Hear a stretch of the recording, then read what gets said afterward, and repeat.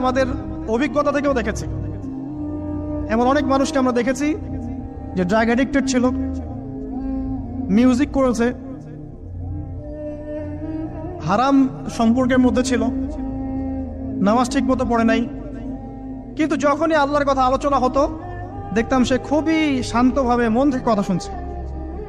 এই কথা শুনতে শুনতে শুনতে একদিন মাশাআল্লাহ এখন দেখবেন যে চিল্লা দিয়ে বেড়াচ্ছে বিভিন্ন মসজিদে। আল্লাহ হেদায়েত দিয়েছে, সব ছেড়ে দিয়েছে। এরকম মানুষের অভাব নাই কিন্তু সমাজে। তো এখানে আল্লাহ পাকের রহমত বা দয়ার একটা উজ্জ্বল দৃষ্টান্ত দেখতে পারবেন। ঠিক এরকম আরো একটা ঘটনা আছে বনু ইসরাইলের।